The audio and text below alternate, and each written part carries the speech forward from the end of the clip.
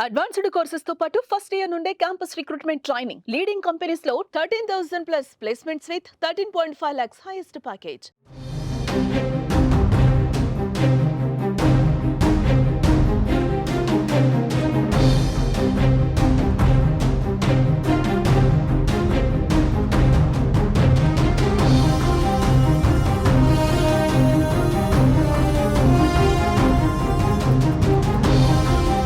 మిమ్మల్ని ఒక 70 ఏళ్ళు వెనక్కి తీసుకెళ్తాను. వెనక్కి తీసుకెళ్ళాలంటే ఫస్ట్ మీరు ఒక ఈ ఇంటిని చూడండి. ఇది విస్సన్నపేట మండలంలో ఉన్న పుట్రేల గ్రామంలో ఉన్న రామానగరం అనే ఒక చిన్న ఊరు. ఈ చిన్న ఊర్లో 50 ఏళ్ల క్రితం అంటే ఇప్పుడు వీడియో చూసిన వాళ్ళందరి తాతలు అప్పుడు ఆ సమయంలో ఉండే సాంప్రదాయాలు ఇప్పటికీ అదే విధంగా కంటిన్యూ చేస్తున్నారు. అదేంటంటే ఇక్కడ ఉన్న ఊళ్ళలో ఉన్న ఇళ్ళే చాలా చాలా తక్కువ. ఆ తక్కువ ఉన్న ఈ ఇంట్లో ఉన్న ఈ ఫ్యామిలీని ఊరు నుండి వెలివేశారు. అంటే దాని మీనింగ్ ఏంటంటే, ఇంకా రాతి కాలం యుగంలో పంచాయతీలు చేసేవారు. ఊరు పెద్దలు వాళ్ళ మాట వినకపోతే ఊరు నుంచి వెళ్ళేసేవాడు. సేమ్ ఇప్పుడు అదే పొజిషను. అత్యంత దారుణమైన పరిస్థితి. ముఖ్యంగా ఎన్టీఆర్ జిల్లాలో తిరువూరు సమీపంలో విస్సన్నపేటలో జరిగిందంటే పరిస్థితి అంత దారుణంగా ఉందో అర్థం చేసుకోవచ్చు. ఊరికి సమీపంలో కూడా కాదు. ఊరు మధ్యలోనే వీళ్ళ ఇల్లుంది. బట్ చిన్న సివిల్ డిస్ప్యూట్ అన్నదమ్ముల మధ్య జరిగిన ఒక చిన్న గొడవని పంచాయతీ ఆఫీస్‌కి రాలేదని, పంచాయతీ ఆఫీస్‌కొస్తే డబ్బులు కడితేనే పంచాయతీ చేస్తామని చెప్పి, వీళ్ళు పంచాయతీకి రాము అని చెప్పడం వల్ల ఊరు నుండి వెలేశారు. దాదాపుగా ఇప్పటికి 50 రోజులు దాటిపోయింది. ప్రస్తుతం వీళ్ళ ఫ్యామిలీ ఉంది. సార్ నమస్తే. ఊరు నుండి వెలివేయడం అనేది అమానుషమైన ఘటన. ఎందుకు వెలివేశారు? అంటే సివిల్ డిస్ప్యూట్ మ్యాటరేనా? లేకపోతే ఇంక ఊళ్ళో వాళ్ళతో మీకు గొడవలున్నాయా? ఊళ్ళో వాళ్ళతో గొడవలు ఏం లేవండి అసలు. పర్సనల్ గొడవలు అసలు ఎప్పుడు ఏం పర్సనల్ లేవండి. ఎప్పుడు ఏం లేవండి. అందరికీ పంచాయతీ బండి ఇచ్చినా కూడా దాన్ని కూడా కట్ చేయాలని సెక్రటరీ గారితో బండి తీసుకొచ్చి అప్పచెప్పమని డిమాండ్ చేస్తున్నారట. ఆ సార్ ఏమన్నారంటే మళ్ళీ ఫోన్ చేసి వదిలే అట్లా ఉండేయండి అని చెప్పారండి. అది నడుపుతున్నాను ప్రస్తుతానికి. కాదమ్మా, ఇప్పుడు 50 రోజుల నుంచి ఈ ఊరితో మీకు సంబంధం తెగిపోయింది. మీరు పుట్టి పెరిగిందంతా ఇక్కడేనా? నా భర్త నాదే అత్తగారి లేదండి. అంటే అందరూ ఇక్కడే ఉంటున్నారు కొన్నేళ్ల తరబడి. సో మీ చుట్టుపక్కల వాళ్ళు మిమ్మల్ని ఎందుకు వెలేస్తున్నారు? అంటే రీజన్ ఏంటి? ఇక ఇదే విషయం సార్. మేము చాలా ఉమ్, అందరితో సన్నిహితంగా ఉంటాం. మేమందరం సహోదర భావంతో అసలు ఇతను ఇంకా ఎక్కువ ప్రేమించారు వీళ్ళంతా కూడా. నన్ను అంతకన్నా ప్రేమించారు. నేను టైలర్‌ని కదా! నన్ను బాగా చూసుకున్నారు. అతన్ని బాగా హెల్ప్ కూలి బాగా మొద్దు పని, బండ పనులు చేయాలి అంటే కొమ్ము చిన్నోడు. ఈ ఊర్లో పేరు. ఇంకంతగా ఎవరు గుర్తుకు రారు. అంత మంచిగా చేయించుకున్నారు. సడెన్‌గా నువ్వొస్తేనే పంచాయతీలోకి. లేకపోతే ఆహ్, లేదు. ఎక్కడెక్కడ గూడా ఈ చుట్టుపక్కల పరిసర ప్రాంతాల్లో నువ్వు పని చేయటానికి వీల్లేదు అని చెప్పి, సరే చుట్టుపక్కల ప్రాంతాల్లో పని చేయకపోతే ఇంకెక్కడైనా పని చేసుకుంటావు. ఏ పనైనా చేసుకుంటావు. కానీ ఉపాధి హామీ పథకంలో నుంచి కూడా ఇంటికి పంపించారు. అది మాకు చాలా బాధాకరం ఉంది. ఉపాధి హామీ పథకం పని చేసుకోవడానికి ప్రభుత్వం ఇచ్చిన అర్హత అది. దాని నుంచి కూడా అక్కడ పంచాయతీ వాళ్ళు చెప్పుకున్నప్పుడు నన్ను ఇలా చేశారని చెప్పుకున్నాడు. నన్ను ఊర్లో పని చేయలేదని నా భర్త చెప్పినప్పుడు, సరే బండి తీసుకెళ్ళి నువ్వు చెత్త బండితో నడుపుకోమని చెప్పి నా భర్తకి ఇచ్చినప్పుడు దానికి కూడా అడ్డుకుంటున్నారు. అది కూడా చేసుకొనివ్వట్లేదు. నా టైలరింగ్ ఎవ్వరు రావటానికి వీల్లేదు, పోవటానికి వీల్లేదు, బట్టలు కుట్టించుకోవడానికి వీల్లేదు.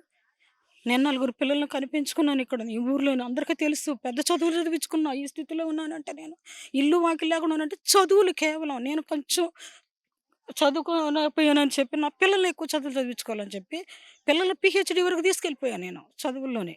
ఫార్మసీలు, ఫార్మసీలు. లా చేస్తుంది రెండో పాప. నా చదువులు నా పిల్లల్ని చూసి మరి ఓర్వలేకపోతున్నారా? ఎందుకిలా చేస్తున్నారు? నా కుటుంబం చూసి ఎదుగుదల చూసారా? ఎదుగుదల ఉందామని ఎక్కడన్నా వాళ్ళకైనా అసూయ కలిగిందా? తెలీదు. ఇదైతే సమస్య కాదు సార్. నివాస స్థలం అయితే ఇది సమస్యే కాదు. అది మేము పరిష్కారం చేసుకుంటాం. కానీ ఇదే చూపిస్తున్నారు వాళ్ళు. ఇంకేదైనా చూపించచ్చు కదా! మాలో లోపాలేమైనా ఉంటే చూపించమనండి. నా అంటే ఇప్పుడు మీకు ఇదే ఊర్లో మీరు చెప్పినట్టుగా అన్ని ఫ్యామిలీస్ మీతో పాటు కలిసి ఉన్నాయి. ఈ ఒక 50 రోజుల ముందు వరకు. ఉన్నారు. సడెన్‌గా మీ మీద అంత పగ ఎందుకొచ్చేసింది? అంటే ఊరి పెద్దలు ఎందుకు మీ మీద అంత పగ ఎందుకు పెట్టాల్సిన అవసరం ఉంది? మా దగ్గర డబ్బులు లేవండి కట్టడానికి. పంచాయతీలు పద్దాకులెళ్ళి ఇక మేము వెళ్ళకపోయాం, అలసిపోయాం సార్ మేము. విసిగిపోయాం 3 ఏళ్ల నుంచి గూడా. లాక్‌డౌన్‌లో అసలకి ఎవరింట్లో వాళ్ళు మాస్కులు పెట్టుకొని ఒక్కరి పక్కన ఒకళ్ళు కూర్చోలేని టైంలో గూడా మమ్మల్ని పంచాయతీలో పెట్టారు. అప్పటికి కూడా ఇదే విషయం చూపిచ్చి. అటువంటి టైంలో గూడా కొంచెం నెట్టుకొస్తూనే ఉన్నాం సార్. అయినా గానీ మొన్న 7వ తారీఖు పకడ్బందీగా చేసి కాగితాలు అన్ని పత్రాలు రాసేసి ఎవరు మాట్లాడినా రూ. 20,000 జరిమానా అని చెప్పి మాట్లాడారు ఏప్రిల్ 7న. ఆ తర్వాత కొంచెం అక్కడక్కడ బయట ఎవరో మాట్లాడుతున్నారన్న అనుమానాలొస్తున్నాయంట. అనుమానాల గురించి గూడా మళ్ళీ మొన్న ఏప్రిల్ 30న ప్రతి ఇంటికి లైట్లు తీసి బయట లైన్ కట్ చేసి బజార్ వీధి లైన్లు అన్ని కట్ చేసి ఇంటింటికి పెద్దలు మొత్తం 30 మంది ఊరిని పెద్దలతో పాటు ఇంకొక 20 మందిని వేసుకొని ఇంటింటికి డోర్ ఎవ్వరు మాట్లాడి మీ పొరుగురులో ఉన్న వాళ్ళు కూడా చెప్పండి, మీ చుట్టాలు మీ బంధువులు మీ ఎవరైతే మీ పిల్లలు బయట ఉంటున్నారో హైదరాబాద్లో దూర ప్రాంతాల్లో వాళ్ళకు కూడా ఫోన్ చేసి చెప్పండి అని చెప్పి ఇంకా ఎక్కువ దాని మీద కట్టుబాట్లు పెంచేశారు. సో ఇప్పుడు మీరు చదువుకున్నారు, హైదరాబాద్లో ఉంటున్నారు, బట్ ఇంకా పంచాయతీలకు వెళ్ళాలి, డబ్బులు కట్టాలి, పంచాయతీలకు డబ్బులు కడితేనే ఇటు ఎటైనా కూడా వాళ్ళు పరిష్కారం చూపిస్తారు. ఇవన్నీ కన్నా కోర్టులకి ఎందుకు వెళ్ళి కోర్టులో న్యాయం చేయాలని ఎందుకు అడగట్లేదు? మేము అడిగామండి. అడిగితే మాకన్నా ఎక్కువ వాళ్ళు అని చెప్పేసి వీళ్ళు అనాధికారంగా వీళ్ళే ఏం పని చేయవు, మొత్తం ఏడే సెటిల్ చేసుకోవాలి, అట్లాంటివి కట్టాల్సిందే అంటాం. లేదంటే కనుక మిమ్మల్ని వెలేస్తాం అని చెప్పేసి బెదిరింపులు పాల్పడి అదే పని చేశారు. ఇప్పటికీ 50 రోజులైంది. సో మీరు ఇక్కడే పుట్టి పెరిగి ఇక్కడే చేశారు.